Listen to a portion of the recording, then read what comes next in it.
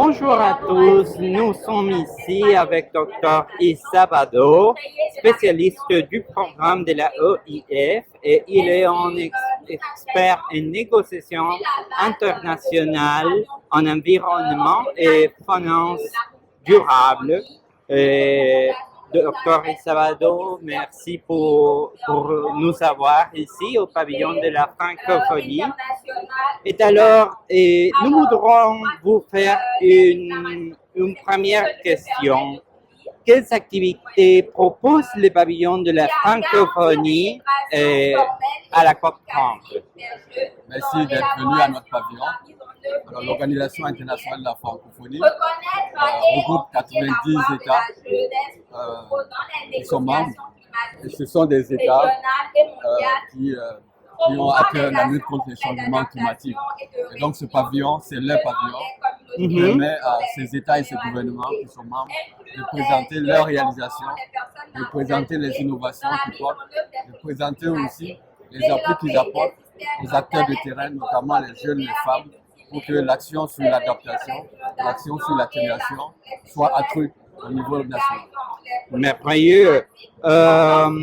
Et alors, vous nous avez aussi raconté de la mission du pavillon de la francophonie à la COP 30, mais est-ce que vous pouvez raconter à notre audience comment le pavillon de la francophonie a commencé? Alors, vous savez, quand nous avons adopté l'accord de Paris, nous avons eu une première expérience avec le pavillon, qui était plutôt un pavillon pour rassembler les pays. Oui. Et lorsque l'accord est entré en vigueur une année après, soit en 2016, nous nous sommes dit que nous sommes dans le contexte de l'action. Nous ne pouvons pas venir à une conférence des partis, négocier sans présenter qu'est-ce qu'on fait dans nos États et gouvernements membres. Oui. Et c'est comme ça que nous avons l'idée de dire, nous devons faire un pavillon de la francophonie qui permet de montrer l'action. Mais un autre élément important, vous savez, lorsque les pays ont des pavillons, ils sont seulement entre eux. C'est-à-dire que les acteurs des pays se retrouvent entre eux. Et lorsque nous avons un pavillon qui appartient à 90 États et gouvernements, tout le monde peut être dans ce pavillon. Et on peut le constater lors de nos événements. Nous avons de la diversité, des personnes qui viennent des différentes régions de la francophonie, du nord, du sud. Et je vous dis, c'est un pavillon de toute la francophonie. Super. Et vous voudrez nous raconter de votre développement professionnel et ce que vous faites hors de la COP 30? Oui, vous savez, la COP 30, c'est un peu comme la fin de tout ce qu'on fait durant l'année. Au niveau de l'Organisation internationale de la francophonie, nous avons notre service qui s'appelle Institut de la francophonie pour le développement durable, dont le rôle est d'accompagner les pays dans leurs efforts de mise en œuvre de leurs engagements sur le climat. Et la première des choses qu'on fait, c'est justement de les former pour qu'ils participent à toutes les sessions internationales de négociation. Oui. Donc avant la COP, il y a des négociations, on leur donne les ressources nécessaires, les documents nécessaires, on les forme pour qu'ils comprennent les enjeux et participent pour défendre leurs intérêts dans ces négociations.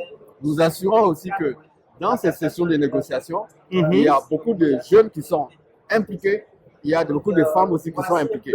Oui. Mais au-delà, vous savez, l'OIF a décidé que comme nous sommes dans un contexte de mise en œuvre des engagements, il faut aider les pays qui sont dans le besoin, notamment les pays en développement, à accéder au financement. Donc nous avons une équipe qui travaille à aider les pays à monter les dossiers bancaires, à pouvoir donc identifier les fenêtres de financement des banques régionales de développement, des mécanismes internationaux de financement comme le Fonds vert climat, le Fonds d'adaptation. Donc on accompagne les pays à accéder au financement pour pouvoir réaliser plus d'actions sur le terrain.